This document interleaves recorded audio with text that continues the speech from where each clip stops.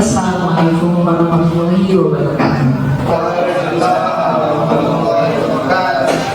Alhamdulillahirabbil alamin. Wassalatu wassalamu ala asyrofil anbiya'i wal mursalin wa ala alihi wa sahbihi ajma'in. Yang terhormat Bapak Kepala Sekolah SMK Negeri 1 Surabaya, yang saya hormati Bapak Wakil Kepala Sekolah SMK Negeri 1 Surabaya, dan Bapak Ibu guru hebat yang saya banggakan. Puji dan syukur kita panjatkan kehadirat Allah Subhanahu wa Ta'ala yang telah menganugerahkan kita kesehatan dan kesempatan untuk hadir di tempat ini, yaitu tempat yang sangat mulia, di mana kita menjadi guru yang akan memberikan ilmu kepada siswa-siswi kita. Salam serta salam senantiasa tercurahkan bagi baginda kita Nabi Muhammad SAW, Nabi yang menjadi suatu hasanah atau suri teladan bagi kita semuanya. Bapak Ibu yang hebat, acara kali ini yaitu acara yang bertujuan untuk mengimplementasikan modul 1.4 aksi nyata program calon guru berkat angkatan 9 yang diberi tema diseminasi budaya positif yang akan disampaikan oleh Ibu Cucu Siti Mariam, dan mengucapkan bismillah bersama-sama. Bismillahirrahmanirrahim. Berlanjut ke acara selanjutnya, yaitu kita menyanyikan lagu Indonesia kepada para hadirin. Silakan boleh mengikuti.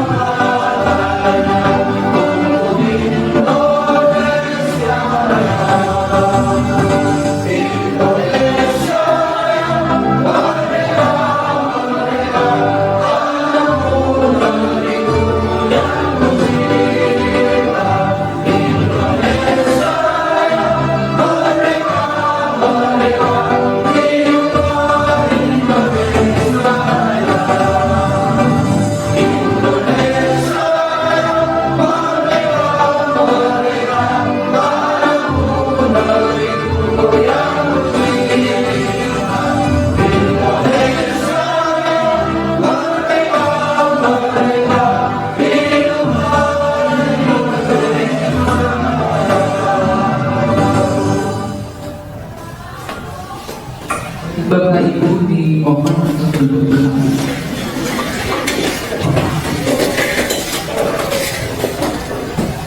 Baik, untuk acara selanjutnya yaitu sambutan dari Bapak Kepala Sekolah SMK Negeri 1 Surabaya. Beliau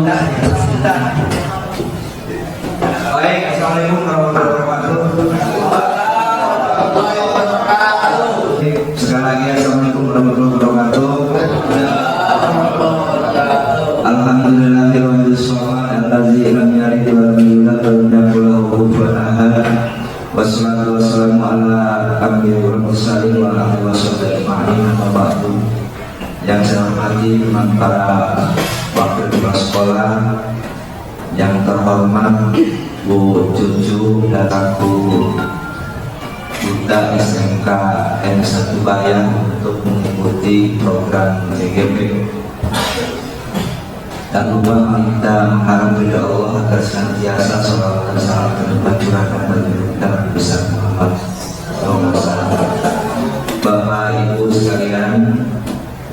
sebagaimana diketahui bersama bahwa kegiatan CGP ini yang diatur oleh negara dan Kemendikbud.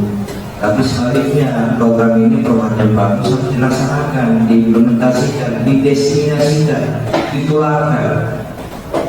Makanya Bapak dan Ibu termasuk guru yang beruntung pada hari ini mengikuti kegiatan ini untuk menambah wawasan menambah ilmu. Tapi tolong dipraktikkan. Mungkin gak lama lagi Pak masuk nanti di iklan guru produktif, karena produktif itu memprihatinkan sekarang. Namanya produktif tapi tidak menghasilkan sesuatu. Akan dulu mah namanya istilahnya guru itu normatif. Guru normatif itu yang menjunjung norma akhlak yang baik. Mana guru normatif itu? Guru agama, PPKN, bahasa Indonesia, olahraga normatif itu. Disiplinnya, etos kerjanya, semuanya dicontohkan guru itu, guru yang lain ikuti semua. Guru adaptif, guru yang dapat menyesuaikan dengan dunia global, mana? Guru bahasa Inggris, guru KKPI. Tapi kalau orang pintar bahasa Inggris, bahasa Jepang, bahasa Arab, guru pintar matematik bisa adaptasi, menyesuaikan dengan dunia global, bisa bersaing di dunia global. Makanya guru-guru orang pintar minimal dasarnya kita ajarkan. Kemudian guru produktif itu guru yang mampu menghasilkan suatu produk baik barang maupun jasa. Cuma orang bersalah apa yang dimaksud produktif bukan hanya menghasilkan barang saja, sesuatu yang dihasilkan produk namanya. Kalau ngomong KWU selalu bisnis juga, dan termasuk sekarang materinya. Apa materi dari ini? Budaya positif. Saya sedang mau mulai ini Bu, jujur ada istilah budaya positif. Yang namanya budaya positif sebenarnya. Iya, yang tidak positif nggak bisa jadi budaya Pak. Muludan, budaya positif enggak, baik enggak. Lalu muludan beribut konsumsi, habis itu kemudian sampah acak-acakan, jangan lakukan, membudayakan itu. Nanti diiklankan dulu. Melaksanakan salah tugas kita menuju Pak Rudi dan teman-teman sekalian. Ini kalau kuliah beberapa SKS nih, camkan baik-baik dan nanti praktekkan langsung di kelas masing-masing. Saya kira itu saja. Mohon maaf atas kekurangannya. Akhir kata wabillahi taufiq wal hidayah. Assalamualaikum warahmatullahi wabarakatuh. Bocoknya tugas Bapak parah ini. Nggak ada ya, kalau nggak ada saya mau ke atas. Ya Pak Aris, saya mewakili Bapak nanti malam itu. Terima kasih Bu. Acara selanjutnya, acara inti kita pada hari ini yaitu diseminasi budaya positif sebagai calon guru penggerak angkatan 9 sebagai pembawa acara.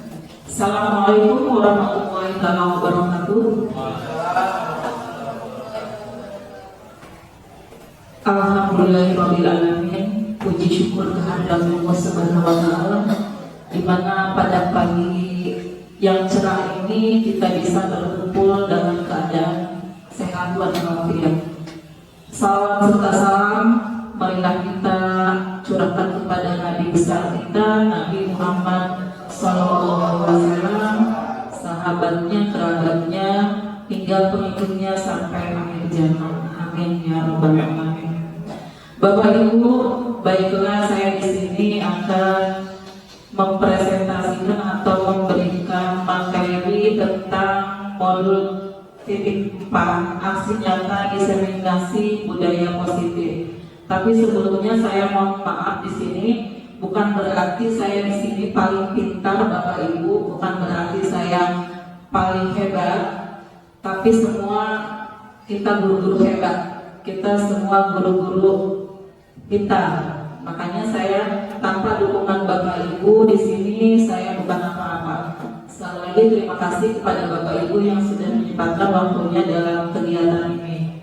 Baik Bapak Ibu, untuk menyemangati kegiatan hari ini saya ingin sekali ketika saya meneriakan semangat, Bapak Ibu Semangat juga ya. Semangat juga sambil memetakkan tangan. Siap ya? Ya.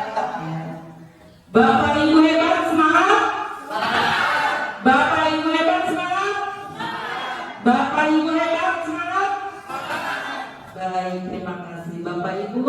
Ini materi yang akan saya sampaikan yaitu tentang keyakinan kelas dan kebijakan universal yang telah disepakati secara tersirat dan tersurat, lepas dari adanya latar belakang suku, negara, bahasa maupun juga agama.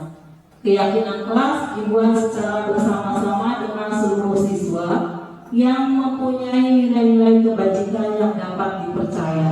Nah, Bapak Ibu, ini bisa diterapkan di kelasnya. Jadi membuat keyakinan dulu, Bu.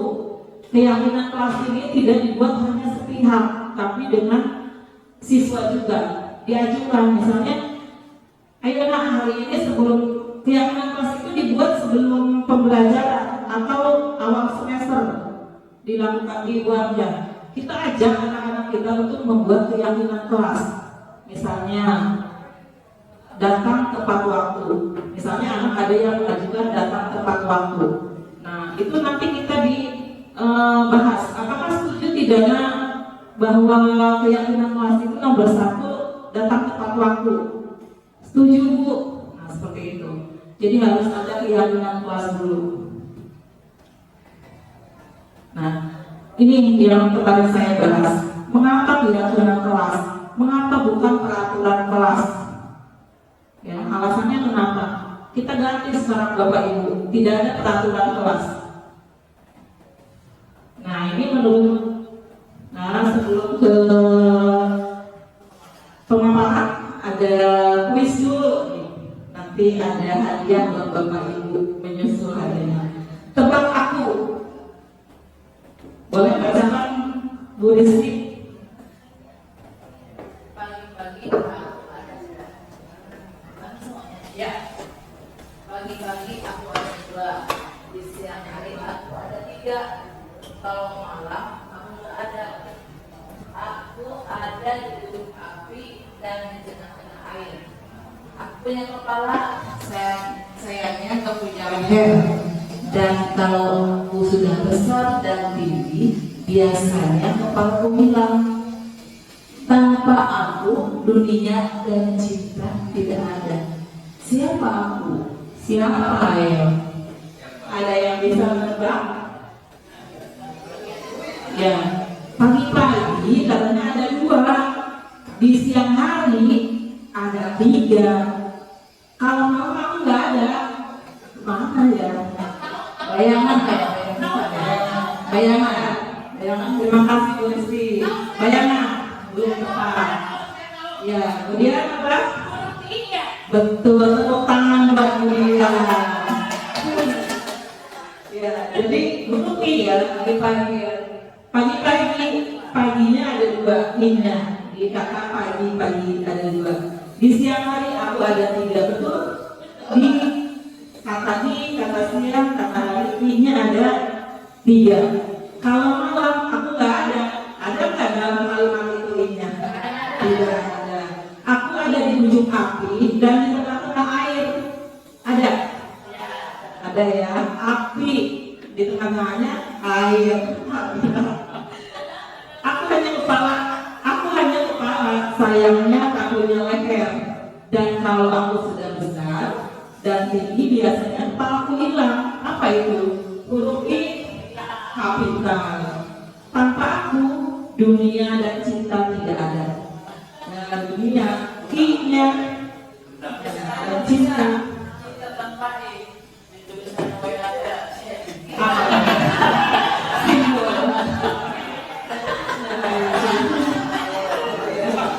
Makasih Berian ya. Sekarang ada Berian.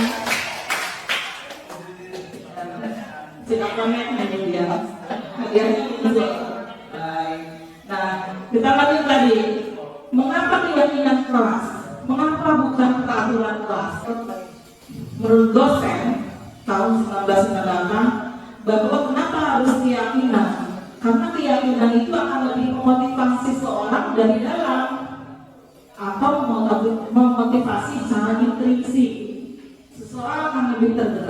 dan bersemangat untuk menjalankan keyakinannya daripada hanya sekedar mengikuti rangkaian peraturan. Bapak Ibu, saya mau tanya, di kelasnya perwaliannya sudah ada peraturan kelas? Sudah. Mungkin itu hanya pajangan saja ya. Karena kadang ada siswa yang begini, buat apa dijalankan, karena itu ibu guru dan bapak guru yang buat. Begitu ya Pak, suka begitu. Tapi kalau kita bukan buat keyakinan kelas, anak juga merasa bertanggung jawab. Oh iya, ini kan saya juga yang buat. Berarti ayo teman-teman kita laksanakan. Nah itu, makanya harus ada keyakinan kelas. Nah, bagaimana cara pembentukan keyakinan kelas? Yang pertama, keyakinan kelas itu bersifat abstrak, berupa pernyataan universal, dibuat dalam pernyataan positif, sedikit saja agar mudah diingat, sesuai dengan kondisi kelas dan sekolah, sehingga mudah diterapkan. Semua warga sekolah atau warga kelas dilibatkan saat membuat keyakinan. Nah, ini langkah-langkah yang akan membuat ketika kita akan membuat keyakinan kelas. Jadi silakan tampung aja dulu keyakinan kelas itu dari anak. Ya, tidak apa. Misalnya, Bu, saya tidak mau tidak boleh makan minum di kelas. Silakan tampung aja dulu. Nah, dari kalimat-kalimat keyakinan kelas itu nanti kita sharing mana yang sepakat di kelas itu atau tidak. Kemudian dibuat dalam pernyataan positif. Misalnya begini, anak ada yang membuat dilarang makan minum di dalam kelas. Itu kan kalimat negatif. Kemudian kita rubah ke dalam positif. Seperti apa Bu ya?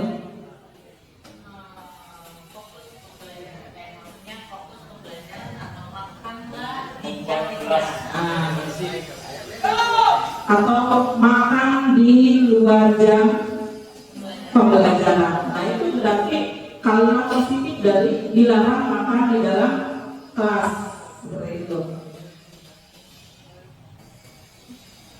Kemudian sedikit saja, mudah diingat ya, kalimatnya mudah diingat supaya tidak kaku ya, atau tidak ingat dengan keyakinan kelas yang dibuat.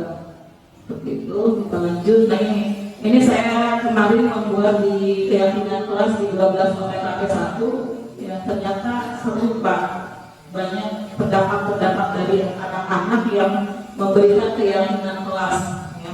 Ada yang tidak boleh angkat telepon katanya ketika pembelajaran dan sebagainya. Kemudian kita disusun sehingga kalimat-kalimat yang negatif itu kita menjadi positif, menjadikan kalimat positif. Nah ini ada kebutuhan dasar manusia. Kebutuhan dasar manusia adalah segala sesuatu yang kita lakukan untuk mendapatkan apa yang kita inginkan. Seluruh tindakan yang kita lakukan memiliki tujuan, dan segala usaha yang kita lakukan adalah dalam rangka kebutuhan kita agar terpenuhi. Ini kebutuhan dasar manusia. Kebutuhan dasar manusia itu ada 5 Bapak Ibu. Nah, yang pertama aktualisasi diri. Ini paling ujung, paling pertama. Di mana aktualisasi diri terdiri dari pengembangan diri. Jadi kalau kita sebagai guru, kita itu butuh aktualisasi diri. Dari mana? Dari pengembangan diri. Misalnya pengembangan diri melalui pelatihan, gitu ya, dan sebagainya. Kemudian kita butuh penghargaan. Ya, bagaimana cara memperoleh penghargaan? Bagaimana pencapaiannya? Ini ada di penghargaan. Kemudian sosial. Sosial itu terdiri dari afeksi, relasi, dan keluarga. Ya, lingkungan keluarga. Ini kebutuhan dasar manusianya didukung oleh sosial. Kemudian ada rasa aman, keamanan, keteraturan, stabilitas, dan lain-lain. Kemudian ada psikologis, di mana kita butuh makan, butuh minum, tidur, dan pakaian. Itu dari segi kebutuhan dasar manusia dari psikologis. Itu. Nah, Bapak Ibu tadi kan kita sebagai pengontrol ya. Nah, sebagai pengontrol, dulu sebagai pengontrol di sekolah, ketika ada masalah atau ada anak yang melanggar peraturan sekolah, nah yang harus kita lakukan apa Bapak Ibu? Menjadi penghukum, menjadi kontrol, menjadi manajer ya. Nah, menjadi manajer. Dan itu setelah anak melakukan kesalahan tadi, kita berikan segitiga restitusi. Apa itu segitiga restitusi? Nah, segitiga restitusi itu suatu proses dialog yang dijalankan oleh guru agar dapat menghasilkan murid yang mandiri dan bertanggung jawab. Misalnya, tadi kan ada siswa yang bersiangan, kemudian kita tadi sebagai kontrol ya, sebagai kontrol. Nah, sebagai kontrol di sini kan dibagi lagi menjadi sebagai penghukum, manajer, dan sebagainya ya. Nah, setelah itu nanti diadakan segitiga restitusi ya, seperti itu. Nah, ini apa bedanya hukuman, konsekuensi, dan restitusi? Kasih yang bicara miring-miring. Nah, katanya hukuman itu tidak terencana tiba-tiba. Jadi ketika ada siswa yang datang langsung dihukum, itu betul, itu namanya hukuman. Kamu kenapa kesiangan? Saya main game Bu malamnya. Ya udah kamu bersihkan musola. Nah, itu hukuman bagus, termasuk ke dalam hukuman. Kemudian murid tidak tahu apa yang akan terjadi. Dia tidak tahu bahwa dia akan dihukum membersihkan musola. Seperti itu. Bersifat satu arah. Hanya gurunya saja yang memberikan instruksi. Siswa itu mau tidak mau harus melaksanakan. Ayo kamu bersih. Ayo kamu bersihkan musola. Itu hukuman. Kemudian berupa hukuman fisik atau psikis. Lari kamu di lapangan. Bersihkan kamu musola, itu hukuman. Nah, kalau konsekuensi itu terencana atau disepakati sesuai peraturan. Murid tetap dibuat tidak nyaman. Di sini murid dibuat tidak nyaman bedanya. Sikap guru selalu memonitor murid. Ini anak sudah melakukan belum? Ini anak sudah membersihkan musola belum? Nah, ini sebagai konsekuensi di sini. Nah, sedangkan restitusi itu proses menciptakan kondisi bagi murid untuk memperbaiki kesalahan. Proses kolaboratif yang mengajarkan murid untuk mencari solusi sendiri. Jadi solusinya kita berikan ke anak. Nah, kamu sekarang kesiangan, nah, berarti solusinya apa? Kalau kamu tidak kesiangan, oh nanti Bu harus begini, nah itu. Nah, untuk restitusi ini ada langkah-langkahnya. Ini langkah-langkahnya. Untuk melakukan segitiga restitusi itu ada langkah-langkahnya. Yang pertama, kita harus menstabilkan identitas dulu. Kemudian ada validasi tindakan yang salah. Kemudian menanyakan keyakinan kelas. Seperti itu. Nah, bagaimana cara menstabilkan identitas? Jadi ada 3 tahapan tadi untuk melakukan restitusi segitiga restitusi. Yang pertama, berdasarkan prinsip pembuat kesalahan adalah bagian dari proses pembelajaran. Misalnya, ketika anak berbuat salah, tadi kesiangan ya Bapak Ibu, kesiangan datang ke sekolah. Nah, kita sadari di sini mengatakan berbuat salah itu wajar, nah, gitu ya. Tidak ada manusia yang sempurna. Ibu bapak juga pernah melakukan itu. Nah, ibu bapak tidak mau mencari siapa yang salah, tapi ibu atau bapak ingin mencari solusi dari permasalahan ini. Kamu berhak merasa begitu. Nah, ini adalah menstabilkan identitas. Jadi jangan dicas langsung kamu kesiangan ini. Nah, jangan. Tapi harus menstabilkan identitas dulu. Kemudian yang kedua, validasi tindakan yang salah. Berdasarkan prinsip setiap perilaku berupaya memenuhi suatu kebutuhan tertentu. Nah, kalimatnya misalnya contohnya seperti ini. Kamu pasti punya alasan mengapa melakukan itu. Padahal kamu bisa melakukan yang lebih buruk dari ini ya. Kamu patut bangga karena telah melindungi sesuatu yang penting buatmu. Kamu melakukannya karena mempertahankan sesuatu yang penting bagimu. Nah, ini adalah validasi tindakan yang salah. Kemudian satu lagi, menanyakan keyakinan. Berdasarkan prinsip teori kontrol bahwa pada dasarnya kita termotivasi secara intrinsik.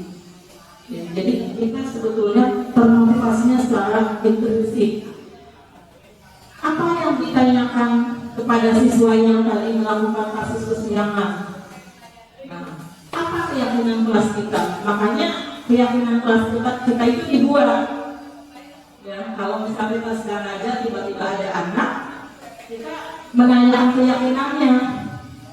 Oh, bu, saya belum buat keyakinannya. Nah, itu nanti bingung kalau belum membuat keyakinan kelas. Tapi kalau sudah ada keyakinan kelas, kita tanyakan, apa keyakinan kelas kita?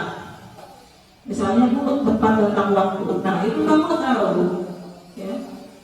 Nilainya apa yang kami sepakati bersama?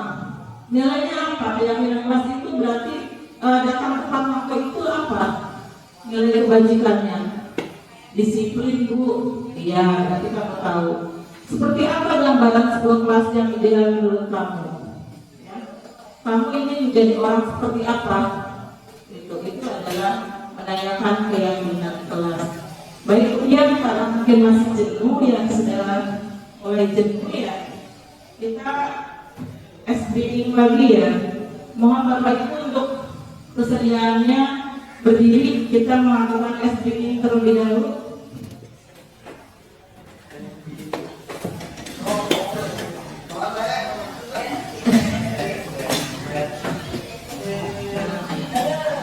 Kita ikutin gerakan yang ada di layar.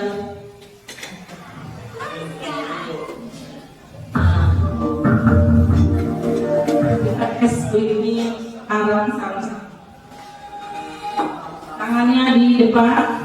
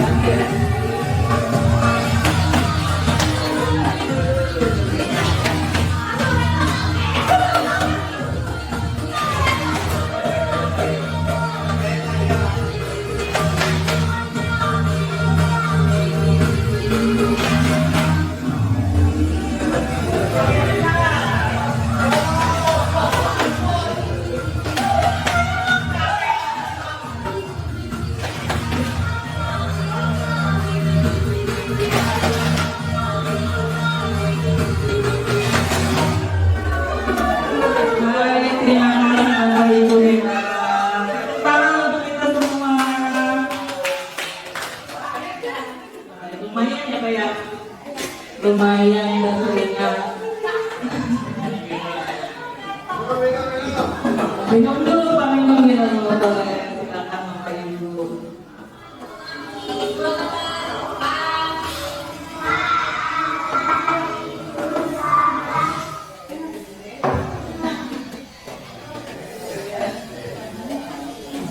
Sudah ya Bapak Ibu, sudah semangat lagi ya. Ya. Kita lanjut ke sini.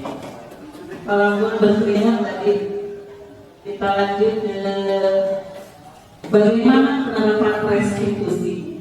Ya. Nah ini, saya kemarin Bapak Ibu melakukan restitusi terhadap siswa yang sedang bertengkar di kelas. Nah ini skenario-nya, Diba bertengkar dengan Ferry, ini 11 TKJ. Perwalian, ada perwalian? Pembesan. Nih, Diba bertengkar dengan Ferry karena tidak menerima tugasnya selalu dicontek oleh temannya Ferry. Ia marah dan tidak bisa menahan emosinya sampai dia mengebrak meja. Restitusi apa, segitiga apa yang diberikan kepada Diba? Coba, Pembesan kira-kira apa? Tadi kan ada validasi tindakan ya, kita kembali ke sini. Ada menstabilkan identitas. Ini langkah-langkahnya. Berarti kita salah satunya apa? Mencari kesalahannya. Betul, mencari diri kesalahannya di mana ya? Dipanggil dulu siswanya ya. Nah, itu saya sudah lakukan terhadap Diba ya. Ini skenario kasusnya. Kemudian ini saya tayangkan videonya ya, Bapak Ibu, mohon maaf. Videonya masuk. Waalaikumsalam. Silakan Diba.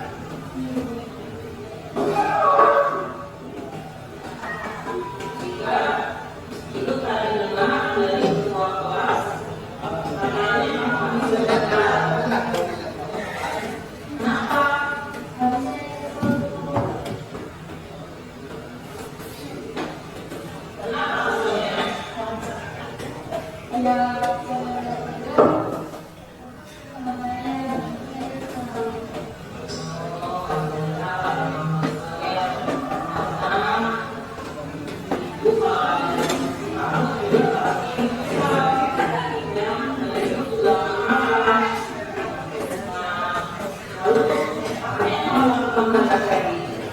Dari segi kebutuhan dasar manusia dari psikologis itu.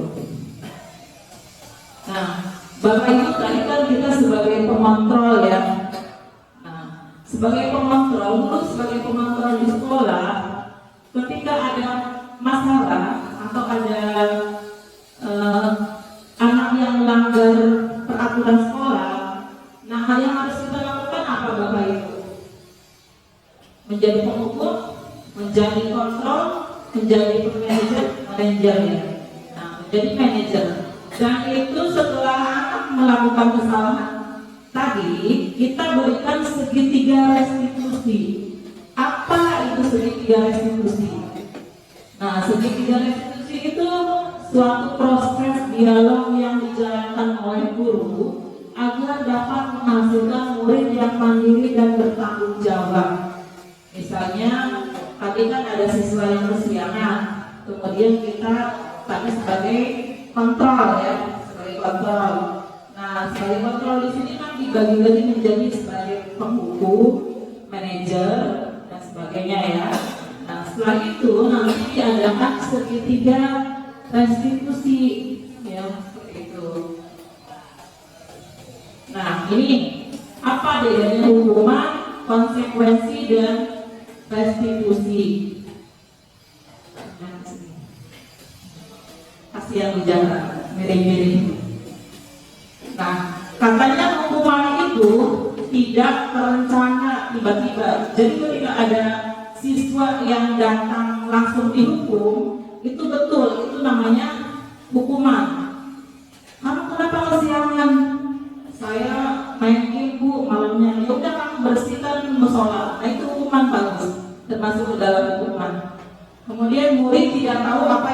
terjadi. Dia tidak tahu bahwa dia akan dihukum membersihkan musola. Seperti itu. Bersifat satu arah, hanya gurunya saja yang memberikan instruksi. Siswa itu mau tidak mau harus melaksanakan. Ayo kamu bersih, ayo kamu bersihkan musola. Itu hukuman. Kemudian berupa hukuman fisik atau psikis. Lari kamu di lapangan, bersihkan kamu musola, itu hukuman. Nah, kalau konsekuensi itu terencana atau disepakati sesuai peraturan. Murid tetap dibuat tidak nyaman. Di sini murid dibuat tidak nyaman bedanya. Sikap guru selalu memonitor murid. Ini anak sudah lakukan belum? Ini anak sudah membersihkan musola belum? Nah, ini sebagai konsekuensi di sini. Nah, sedangkan restitusi itu proses menciptakan kondisi bagi murid untuk memperbaiki kesalahan. Proses kolaboratif yang mengajarkan murid untuk mencari solusi sendiri. Jadi solusinya kita berikan ke anak. Nah, kamu sekarang kesiangan, anak. Berarti solusinya apa? Kalau kamu tidak kesiangan, oh nanti bu harus begini, nah ibu. Nah, untuk restitusi ini ada langkah-langkahnya. Ini langkah-langkahnya. Untuk melakukan segitiga restitusi itu ada langkah-langkahnya. Yang pertama, kita harus menstabilkan identitas dulu. Kemudian ada validasi tindakan yang salah. Kemudian menanyakan keyakinan kelas. Seperti itu. Nah, bagaimana cara menstabilkan identitas? Jadi ada 3 tahapan tadi untuk melakukan restitusi segitiga restitusi. Yang pertama, berdasarkan prinsip pembuat kesalahan adalah bagian dari proses pembelajaran. Misalnya, ketika anak berbuat salah, tadi kesiangan ya Bapak Ibu, kesiangan datang ke sekolah. Nah, kita sadari di sini mengatakan berbuat salah itu wajar, nak, gitu ya. Tidak ada manusia yang sempurna. Ibu bapak juga pernah melakukan itu. Nah, ibu bapak tidak mau mencari siapa yang salah, tapi ibu atau bapak ingin mencari solusi dari permasalahan ini. Kamu berhak merasa begitu. Nah, ini adalah menstabilkan identitas. Jadi jangan dijudge langsung kamu kesiangan ini. Nah, jangan, tapi harus menstabilkan identitas dulu. Kemudian yang kedua, validasi tindakan yang salah. Berdasarkan prinsip setiap perilaku berupaya memenuhi suatu kebutuhan tertentu. Nah, kalimatnya misalnya contohnya seperti ini. Kamu pasti punya alasan mengapa melakukan itu. Padahal kamu bisa melakukan yang lebih buruk dari ini ya. Kamu patut bangga karena telah melindungi suatu yang penting buatmu. Kamu melakukannya karena mempertahankan sesuatu yang penting bagimu. Nah, ini adalah validasi tindakan yang salah. Kemudian satu lagi, menanyakan keyakinan. Berdasarkan prinsip teori kontrol bahwa pada dasarnya kita termotivasi secara intrinsik. Ya, jadi kita sebetulnya termotivasinya secara intrinsik. Apa yang ditanyakan kepada siswa yang tadi melakukan kasus kesiangan? Nah, apa keyakinan kelas kita? Makanya keyakinan kelas kita itu dibuat. Ya, kalau misalnya kita sedang aja tiba-tiba ada anak, kita menanyakan keyakinannya. Oh, bu, saya berbuat keyakinannya. Nah, itu nanti bingung kalau belum membuat keyakinan kelas. Tapi kalau sudah ada keyakinan kelas, kita tanyakan apa keyakinan kelas kita. Misalnya bu, tepat tentang waktu. Nah, itu kamu tahu. Ya. Nilainya apa yang telah disepakati bersama?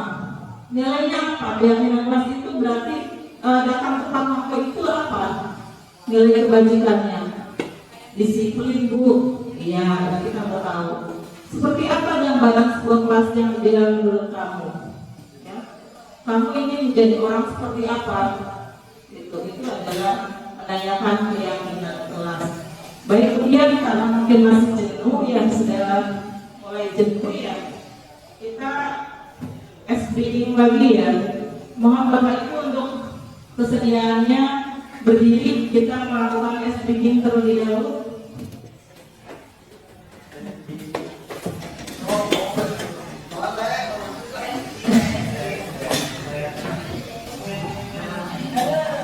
Kita ikutin gerakan yang ada di layar.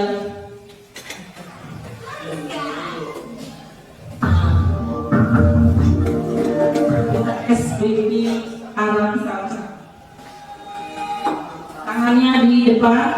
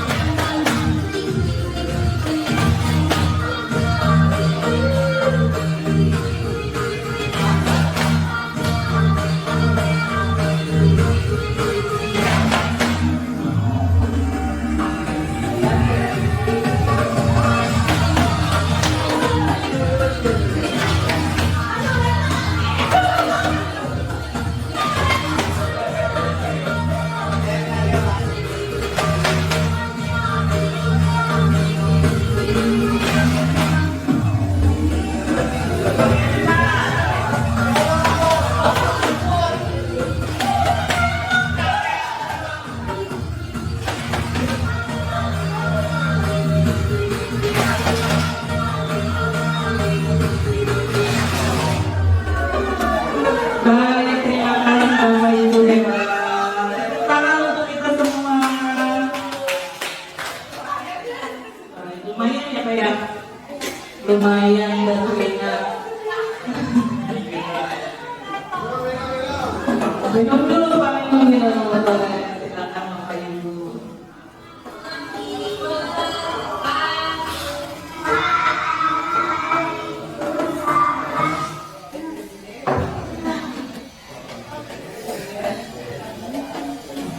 Sudah ya Bapak Ibu, sudah semangat lagi ya. Iya. Kita lanjut ke sini. Kalau berkeringat tadi, kita lanjut ke bagaimana penerapan restitusi. Ya. Nah ini, saya kemarin Bapak Ibu melakukan restitusi terhadap siswa yang sedang bertengkar di kelas. Nah ini skenario-nya.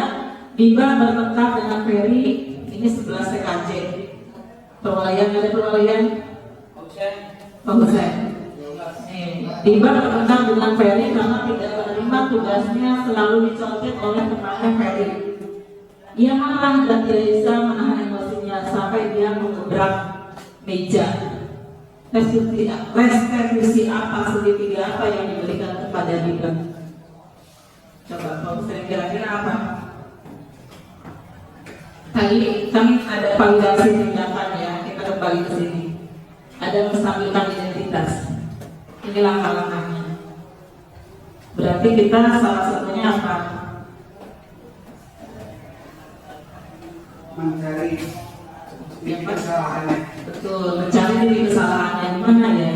Dipanggil dulu siswanya ya. Nah, itu saya sudah lakukan terhadap Biba ya. Ini skenario kasusnya. Kemudian ini saya tayangkan videonya ya, Bapak Ibu, mohon maaf videonya.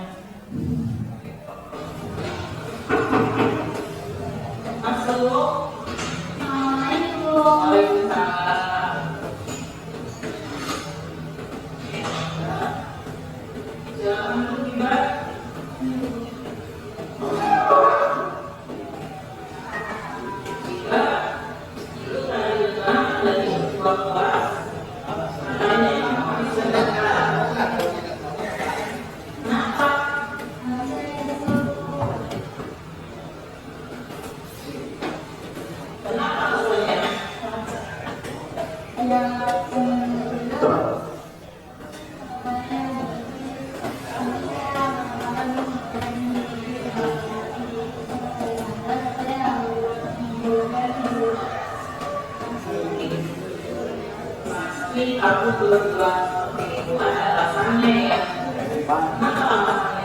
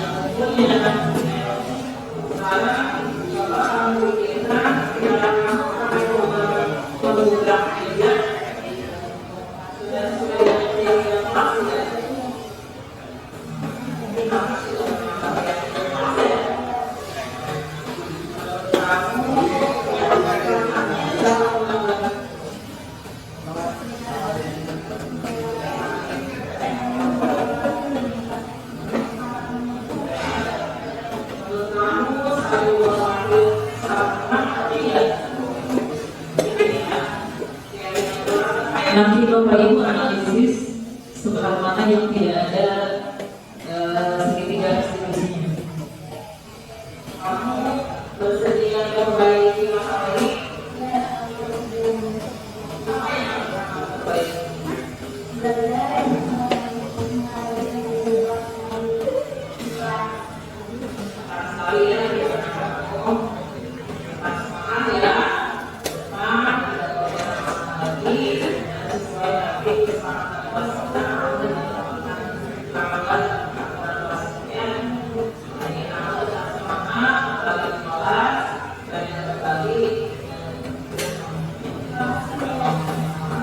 Baik Bapak Ibu, tadi video tentang segitiga restitusi yang saya lakukan. Dan ketiga segitiga tadi cara penerapannya, apakah Bapak Ibu di situ ada tahapan yang terlewat atau tidak? Ada menstabilkan identitas? Ada. Ya. Kemudian ada validasi tindakan yang salah? Iya. Contohnya tadi apa Bapak Ibu? Kenapa kamu melakukan itu? Kenapa gitu? Nah itu validasi tindakan salah. Kemudian ada menanyakan keyakinan. Nah makanya kita harus buat keyakinan kelasnya, itulah. Kalau misalkan kita tidak ada keyakinan, bagaimana anak itu bisa berbuat baik lagi gitu ya. Itu baik Bapak Ibu, itu contohnya. Kemudian tanggapan dari siswa. Nah setelah diberikan segitiga restitusi tadi, kemudian anak tadi menanggapi dari segitiga kegiatan segitiga restitusi tadi ya. Ini tanggapannya. Saya senang sekali diajak berdiskusi oleh guru untuk dapat mengenalkan diri dari aparat atau perilaku teman-teman saya di kelas. Saya juga harus lebih banyak bersama lagi untuk menghadapi teman-teman saya di kelas. Terima kasih. Wassalamualaikum warahmatullahi wabarakatuh. Nah itu tanggapannya, katanya setelah melakukan restitusi, Iba ini merasa senang karena dia tidak disalahkan, ya tapi dicari solusinya juga bukan dari guru, tapi dari anak itu, ya sebaiknya bagaimana tanyakan ke anak. Nah jadi mereka tidak merasa dihukum ketika dipanggil oleh guru, tidak merasa dihukum, tapi diajak ngobrol gitu ya, seperti tadi kegiatan segitiga restitusi tersebut. Nah baik Bapak Ibu, kita sampai ke kesimpulan bahwa seorang guru harus menjadi pemimpin pembelajar dengan menjadi among atau berpihak pada murid dan menerapkan budaya positif sebagai bentuk penguatan karakter murid untuk menumbuhkan kodratnya. Di sini saya berpihak kepada murid. Kalau Ki Hajar Dewantara itu menghamba ya, filosofi Ki Hajar Dewantara itu menghamba pada murid. Jadi kita jangan menjadi guru yang egois, tapi jadilah guru yang mengayomi anak, apapun anak. Makanya Ki Hajar Dewantara itu memberikan filosofi kita sebagai hamba siswa, hamba murid. Kita harus menghamba kepada murid. Jadi walaupun murid salah, tetap kita hargai, kita cari solusinya seperti itu. Baik, mungkin itu saja dari saya. Mohon maaf atas segala kekurangan saya. Saya akhiri. Billahi taufiq wal hidayah. Wassalamualaikum warahmatullahi wabarakatuh. Terima kasih Bu Cucu atas pemaparannya. Dari materi yang tadi sudah diberikan, murid itu harus berpihak kepada murid. Tadi materi yang sudah disampaikan baik berupa kontrol, kemudian restitusi, apalagi tadi banyak ya yang sudah disampaikan. Nah, sekarang kita buka sesi diskusi dan tanya jawab.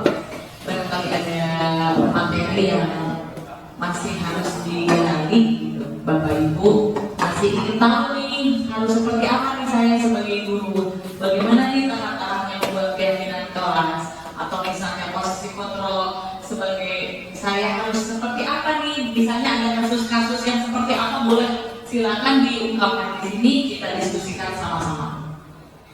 Mangga, kepada siapa ada yang mau memberikan sebuah kasus misalnya seperti apa, ada masalah siswa kita seperti apa, silakan. Boleh. Ya, silakan masuk. Baik, terima kasih. Assalamualaikum warahmatullahi wabarakatuh. Waalaikumsalam warahmatullahi wabarakatuh. Apa yang telah dipaparkan dari Ibu dan Pak Uji memang merupakan suatu proses yang baru dari seorang guru. Cuman memang ada beberapa hal yang sifatnya mungkin sudah dilakukan tapi kita nggak tahu itu apa gitu. Biasanya seperti itu.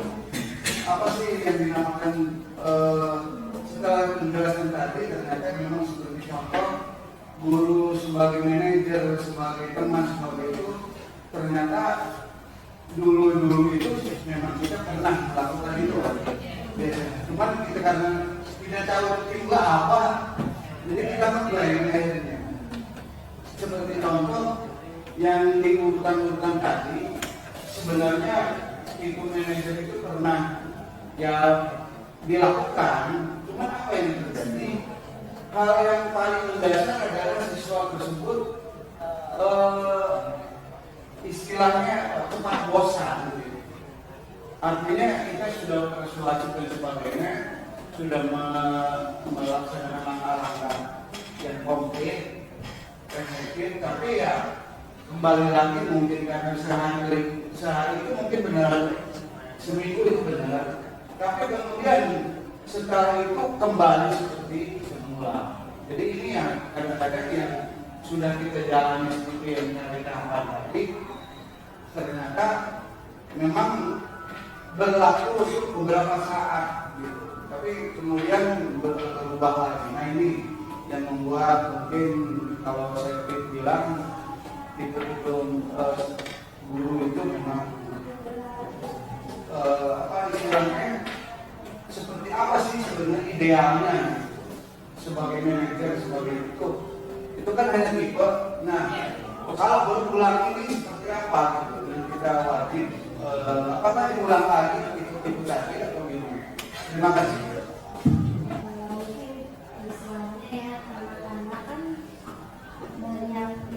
Terjadi banyak hal gitu ya, kesalahan dalam jalan, bolos, kemudian nongkrong gitu ya. Intinya dari ungkap tadi yang apa sih namanya? Psikolog itu hampir semua kayak saya masuk gitu ya. Tapi memang saya akui saya pernah melakukan seperti hukuman. Karena memang sebelumnya ada persuasi dan ada apa namanya itu kayak ini di dalam kelas itu surat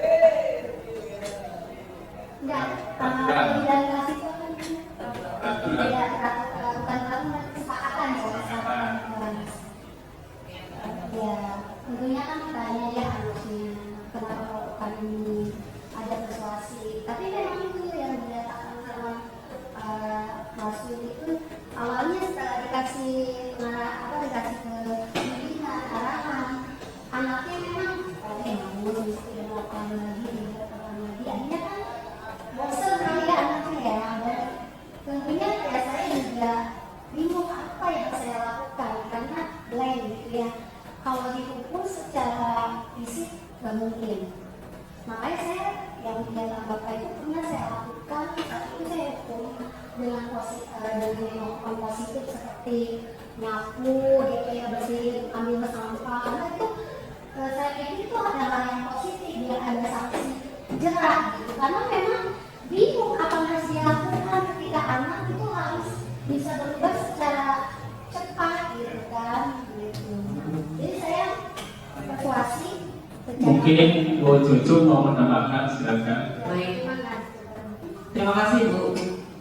Nah, saya mau nanya balik ke Ibu. Di kelasnya ada keyakinan kelas Bu?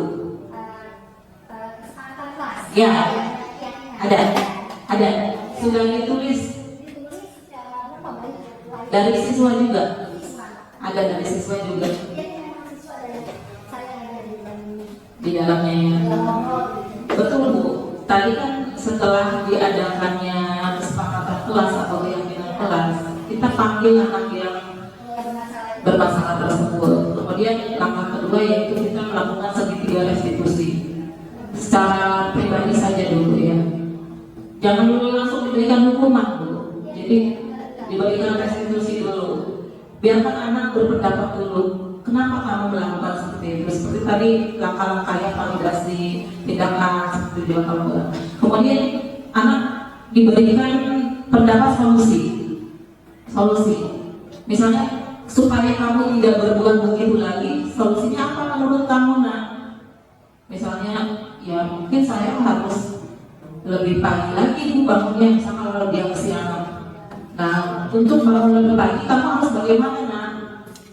Saya minta tolong ke ibu saya untuk membangunkan, coba dilakukan, mulai besok lakukan. Nah kemudian mungkin anak melakukan lagi, dia kesiangan lagi. Kemudian kita tanya lagi, kamu sudah dipanggil sama ibu kemarin memecahkan solusi, dan solusinya juga dari kamu. Kenapa kamu melarang? Kenapa kamu dilarang lagi oleh kamu? Terus mungkin dia di situ akan ada rasa malu ya. Ini kan kesepakatan saya yang buat dengan ibu. Kenapa saya? Nah itu terus dilakukan. Kita jangan bosan untuk mengingatkan Bu. Jangan bosan mengingatkan. Kemudian kita kan punya peraturan sekolah tentang skor ya, skorsing ya. Nah nanti kalau misalkan sekali, 2 kali, 3 kali, ingatkan juga bahwa peraturan sekolah kita itu ada skorsing. Jadi kamu kalau skorsingnya sekian, kamu berapa? Kalau sudah 100 berarti apa? Yang kamu ketahui dari skorsing 100 itu apa? Oh Bu, saya nanti dikeluarkan. Nah itu kamu tahu. Yang jadi supaya kamu tidak dikeluarkan, kamu bagaimana? Oh berarti saya harus berubah Bu, berubah saya biar tidak kesiangan seperti itu. Itu mungkin dilakukan terus ya Bu ya. Memang tidak mudah untuk kita sebagai guru sekali 2 kali itu sangat membosankan ya Bu ya. Jengkel ya. Dia anak menang gitu. Gini-gini terus gitu. Itu Bu ya. Jadi kita sebagai guru jangan sebagai apa ya tadi itu penghukum ya, tapi jadilah sebagai manajer ya, memberikan solusi, dan solusinya itu diusahakan datang dari anak. Nah berkaitan dengan Pak Masud tadi sebagai manajer Pak, di kelas kita lingkupnya kelas dulu Pak ya. Kalau perusahaan tidak ada manajer, itu bagaimana nanti perusahaan itu akan berantakan. Sama di kelas juga. Kita seorang guru itu posisikan sebagai manajer. Di kelas itu bagaimana kalau tidak ada manajer? Misalnya Pak, hal yang kecil, untuk memasang jadwal piket saja, anak ini sebelah sini, anak itu sebelah sini, anak ini akhirnya yang ada berantem ya. Kok ramai di sana, di sini nih yang bagus ya. Itu tidak akan selesai kalau tanpa adanya manajer. Jadi manajer itu sebagai pengatur di kelas. Oh nah, kita voting aja. Yang bagus itu jadwal piket, kita siapa yang setuju sebelah sini. Nah, ternyata lebih banyak sebelah kanan misalnya. Nah, kita ambil. Nah, di situ fungsi manajer juga memutuskan. Karena ini terbanyak sebelah kanan, maka kita pasangnya sebelah kanan. Seperti itu, Pak. Jadi manajer itu tidak hanya dalam pembelajaran, tapi dalam penerapan di kelas juga itu harus ada manajer. Jadi kalau tidak ada manajer, menurut saya sebagai manajer di kelas, terutama wali kelas itu akan berantakan seperti itu, Pak. Ada yang lagi yang cukup, Pak? Masuk? Ya, terima kasih. Sekalian saya tutup saja ya, sambil saya simpulkan Pak Rik. Oke. Jadi begini Bapak Ibu, anak bermasalah. Jika anak bermasalah berarti ada kebutuhan dasar yang tidak terpenuhi. Ya, ada kebutuhan dasar siswa yang tidak kita penuhi. Banyak kan kebutuhan dasar siswa itu ada kasih sayang, ada penghargaan. Ya, jadi mungkin kita penuhi dulu kebutuhan dasar siswanya. Dengan cara apa? Ya tadi dengan cara pertama ditanyakan dulu. Sebelum ditanyakan, kita stabilkan dulu identitasnya dengan cara supaya anak itu stabil dulu nih. Jangan langsung menanyakan kamu kenapa, jangan langsung menanyakan alasan kamu tidak masuk kenapa, kamu kesianan kenapa, jangan dulu. Stabilkan dulu identitasnya seperti Ibu Pak bilang bahwa oke, melakukan kesalahan itu tidak apa-apa. Semua orang itu pernah melakukan kesalahan. Jadi buat dulu anak tuh bahwa oh ya nggak apa-apa gitu, melakukan kesalahan. Atau boleh menyebutkan bahwa kita cari solusinya yuk sama-sama. Jadi anak itu ada identitasnya dulu. Identitas gagal anak diperbaiki dulu, baru kita bilang bahwa kira-kira kamu kenapa? Nah, jadi kebutuhan dasar itu seperti tadi kebutuhan dasarnya dulu penuhi. Setelah itu buat motivasi dalam dirinya. Jadi motivasi itu harus keluar dari dalam dirinya. Kan tadi kita bilang cuma bosan ya. Kita ya bosan, siswa juga bosan melakukan kesalahan ulang. Karena apa? Karena tidak ada kesadaran dari dalam dirinya. Dan tugas kita itu yaitu kenapa kita harus pakai helm? Bukan karena takut polisi, bukan karena nanti kalau pakai helm itu bakal kena hukuman gitu ya kalau nggak pakai helm. Jadi reward dan punishmentnya nanti dulu. Jadi pakai helm itu sadarkan ke anak itu bahwa pakai helm itu kamu itu akan supaya aman di kepala, nilai kebajikannya aman gitu. Anak juga misalnya kenapa kamu harus datang tepat waktu? Sebutkan nilai kebajikannya. Kapan berarti kebajikannya disiplin. Dengan disiplin nanti kamu akan mudah hidupnya ke depannya. Sadarkan ke anak sana, jangan dulu menyebutkan reward dan punishment. Sebutkan dulu nilai kebajikan yang harus anak miliki. Begitu ya Pak Romi ya tadi. Terima kasih banyak. Oke. Baik, hari ini cukup sekian diseminasi budaya positif dari Pak Bu Cucu. Maka selesai acara ini kita tutup dengan doa oleh Bapak Ustadz Agus kepada dia saya bisa. A'udzu billahi minasyaitonir rajim.